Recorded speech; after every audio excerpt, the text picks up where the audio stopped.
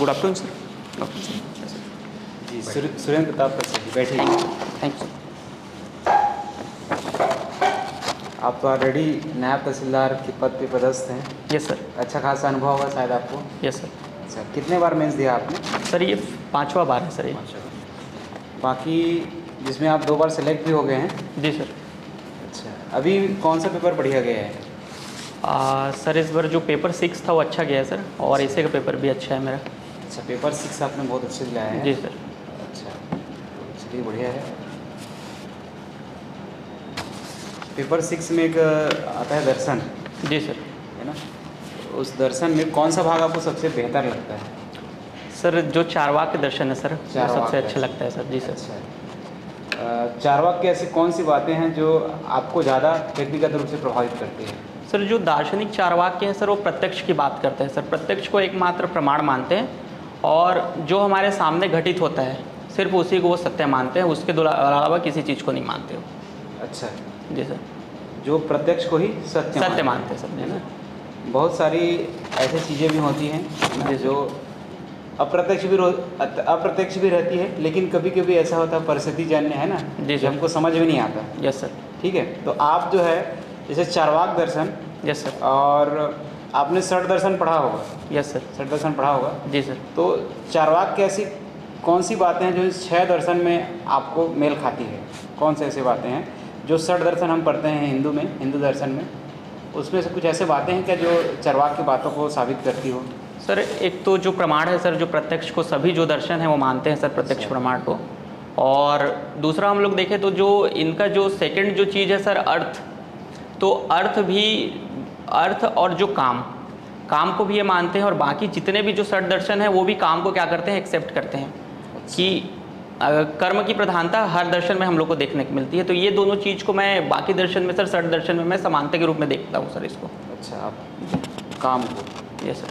चलिए ठीक है। आपने अभी आपकी पोस्टिंग हो गई है शायद। जी सर। अक्टूबर 2023 आपने ट्रेनिंग कंप्लीट कर लिया है? जी सर, कर लिया सर। अच्छा, ट्रेनिंग में आप लोगों ने भू राजस्व संहिता पढ़ा होगा। यस सर, पढ़ा हुआ ना।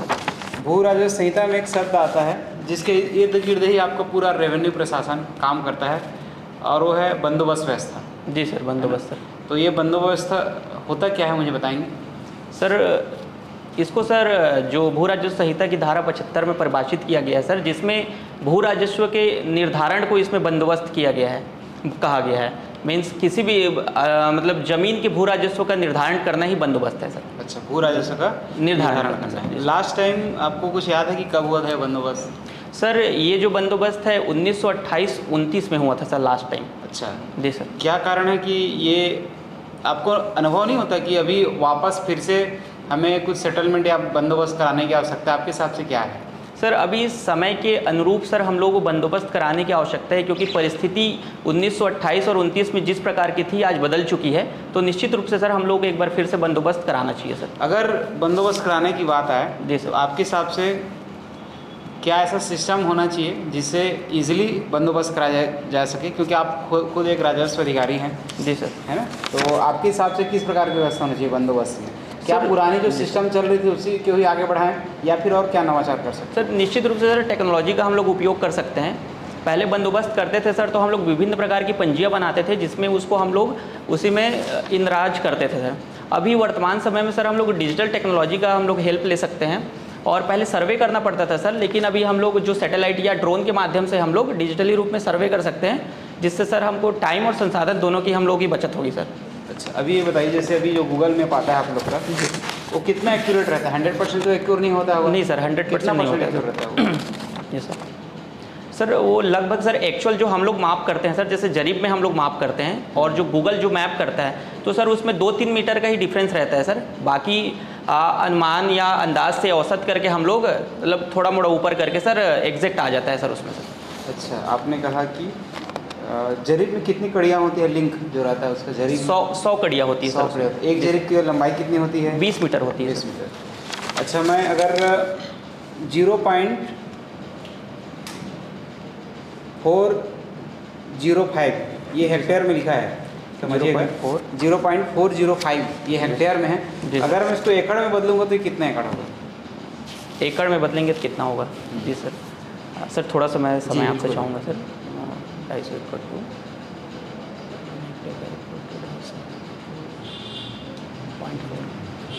हेक्टेयर को एकड़ में जी हाँ, 0.405 is equal to how much sir 1 एकड़ सर। चलिए जी सर।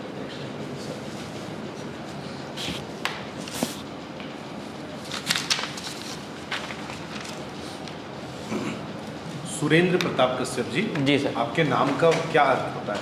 सर मेरे नाम का मतलब है सर इंद्र सर, इंद्र भगवान। जी सर। अच्छा, जब समुद्र मंथन हुआ था, ये घटना पता है Yes, समुद्र sir. मंथन के बारे में? Yes sir. तो समुद्र मंथन में एक पेड़ जो है वो निकला हुआ था समुद्र मंथन से। उस पेड़ को इंद्र ने अपने आंगन में रखा था स्वर्गलोक में, है जी ना? सर। उस पेड़ का नाम क्या है? सर सॉरी सर, मैं उसको रिकॉर्ड। ठीक है। छत्तीसगढ़ में जी सर। तहसीलदारी व्यवस्था जी सर। जब लागू की गई जी सर। तो 3 तहसील सबसे पहले बनाए गए थे। वो जी सर। 3 तहसील कौन कौन से थे? सर रायपुर था सर, और रायपुर रतनपुर और सर एक धमतरी है शायद सर, सॉरी। अच्छा, क्रिकेट आपने हॉबी लिखा हुआ है। जी क्रिकेट देखना, क्रिकेट खेलना और छत्तीसगढ़ी में कमेंट्री करना। Yes sir. मतलब एक मल्टीपर्पस और टैलेंटेड पर्सन आपके अंदर है जो जी सर। क्रिकेट से, है ना, रिलेट कर सकते हैं। तो यस सर। क्रिकेट के बारे में जानकारी आपको होगी। जी सर। अच्छा, 3 ऐसे कमेंटेटर का नाम बताइए जिनकी कमेंट्री आपको पसंद आती है। सर वैसे तो क्रिकेट प्लेयर ही है सर जिनकी कमेंट्री पसंद आती है सर। एक नवजोत सिंह सिद्धू जो हैं उनकी कमेंट्री अच्छी लगती है सर। फिर उसके बाद दिनेश कार्तिक अच्छे कमेंट्री करते हैं सर, और साथ में सर जो रॉबिन उथापा है वो भी है सर। अच्छा, ठीक जी है। सर। तो छत्तीसगढ़ी में आप कमेंट्री करते हैं। जी सर। तो इसके लिए आपको आयोजनों में जाना पड़ता होगा जहाँ पर भी आयोजन होते हैं क्रिकेट के। जी सर। सर वो गांव में जो होता था वहाँ पर करते थे सर, जो माइक में जो ऐसे पर्टिकुलर उस चीज़ के लिए नहीं गए हैं सर, लेकिन गांव स्तर पे या जहाँ पर क्रिकेट मैच खेलते हैं, जैसे अभी हम लोग एकेडमी में खेलते हैं तो वहाँ भी सर करते हैं सर, कमेंट्री हो जाता है। कमेंट्री करते हैं तो कुछ जी। सुनाइए छत्तीसगढ़ी में कमेंट्री हमको। जी सर। सर एक सिचुएशन हम लोग क्रिएट कर लेते हैं सर कि जो बैटिंग जो कर रहे हैं वो वीरेंद्र चलिए, मैं सहवाग। आपको जी सिचुएशन सर। देता हूँ। बुमराह बॉलिंग कर रहे हैं, जी सर। ठीक, और सामने बल्लेबाजी कर रहे हैं ट्रेविस हेड। जी सर। जीत के लिए 6 गेंदों में 10 रनों की आवश्यकता है। जी सर। ठीक, और आपको इस दौरान जो है ट्रेविस हेड को आउट भी करवाना जी है सर। अपने कमेंट्री के जरिए। जी सर। चलिए। जय जोहर संगवारी मन। आज के मैच जिन हमें 3 ऑस्ट्रेलिया और भारत के खिलाफ चलत हुए। बैटिंग करे थे ट्रेविस हेड जो लेफ्ट हैंडर है, और जो बॉलिंग करे थे तेन हमारे सबके जो मनचाहा जिन प्लेयर तेन बुमराह है, और 6 बॉल में 10 रन की ज़रूरत है। पहली बॉल लेके बुमराह यदि राइट साइड से आवत है और दौड़त एकदम आई और यदि पहली बॉल फेंकीच तो ट्रेविस हेड बॉल बहुत अच्छा रही तो सम्मान करत हुआ है, प्लेट करीच। अब 5 गेंद में 10 रन की ज़रूरत है। अब दूसरा बॉल बुमराह लेके यदि फेरे आई से और यॉर्कर मारी से, लेकिन जो ट्रेविस हेड है तेने बहुत चलाक है और वो पहचान ली से कि यॉर्कर मारने वाला है, तो फेरे रोक दी, डिफेंस कर लीजिए। तो 4 बॉल में अब 10 रन के फेरे ज़रूरत है। अब तीसरा बॉल लेके बुमराह आते और यदि फुल टच दे दी तो ओका छक्का घुमा दी लेफ्ट साइड में और सीधा बाउंड्री के बाहर चल दी। अब 3 बॉल में 4 रन बचे हैं। अब चौथा बॉल लेके बुमराह आते और बुमराह यदि ओका शॉर्ट पिच मारी से वह तो वह जोर से घुमाई से, लेकिन एज लग गई और ऊपर चल दी गेंद है और नीचे कीपर होगा कैच कर ली और जिन ट्रेविस हेड है आउट हो गई इसमें। जी सर। चलिए, अभी महिलाओं का वर्ल्ड कप क्रिकेट प्रतियोगिता आयोजित हो रहा है। जी सर। कहाँ हो रहा है ये प्रतियोगिता? दुबई में हो रहा है सर। दुबई में, जी है सर। ना। इस प्रतियोगिता में ऑस्ट्रेलियन वुमेन्स टीम की कप्तान कौन है? सर सॉरी सर, मैं ठीक है। T20 वर्ल्ड कप हुआ, जी सर। है ना। कौन कौन से देशों में इसका आयोजन हुआ? सर सॉरी मेल पुरुष वर्ल्ड कप जो सर, मैं रिकॉल नहीं कर पा रहा हूँ सर। अच्छा, ठीक है। फाइनल मैच आपने देखा? नो सर, नहीं देखा हूँ सर। अच्छा, ठीक है।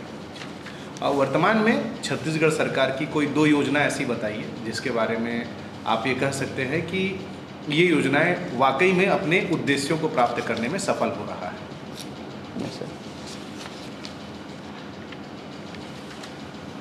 सर एक कृषक उन्नति योजना है सर, और दूसरा जो है सर महतारी वंदन योजना है सर। जी सर। ठीक। सुरेंद्र जी, जी सर। मोहन भागवत जी ने कल कुछ काफ़ी बड़ा एक कमेंट दिया है। जी सर। भारत का तुलना किसी देश से किया है, किस देश से किया है और क्यों?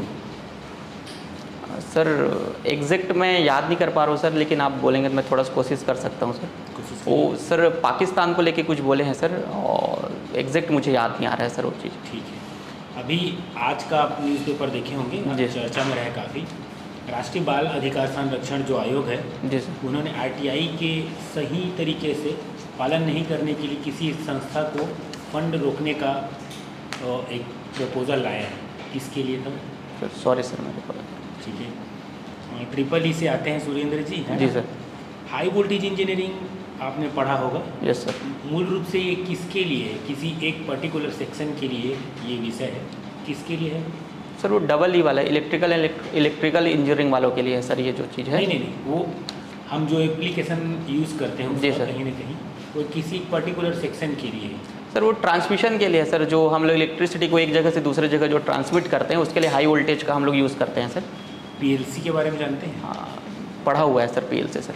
क्या है पीएलसी? सर सर्किट जैसा याद आ रहा है सर, बहुत टाइम हो गया है तो मैं रिकॉल नहीं कर पा रहा हूँ, 5-6 साल हो गया तो सर। ठीक है, चलिए 8086 8085 सुनते हैं जी सर। उसकी तुलना में 8089 कैसा वर्जन है, कैसे अलग है उनसे? सर ये माइक्रो कंट्रोलर का ये वर्जन्स है सर, जो 8085 और 8086 और 8089, लेकिन सर इसके बीच में सिर्फ जनरेशन का मुझे डिफरेंस आ रहा है सर, बाकी मैं इसको रिकॉल नहीं कर पा रहा हूँ सर। आपका मेजर प्रोजेक्ट क्या था? सर मेजर प्रोजेक्ट हम लोग एक लूप बनाए थे सर, जो ट्रैफिक को कंट्रोल, मतलब ट्रैफिक को कितना गाड़ी खड़ा है उसके नीचे उसको इंडिकेट करके वो सिग्नल भेजता है, और जो सिग्नल का जो टाइम जो था सर उसको वो वैरी करता है ट्रैफिक के हिसाब से। अगर ज़्यादा ट्रैफिक है तो उसको बढ़ाता, और कम ट्रैफिक रहता है तो उसको कम करता सर। तो इस पे था सर हम लोग का। अच्छा, किस सेंसर पे बेस्ड है? सर वो जो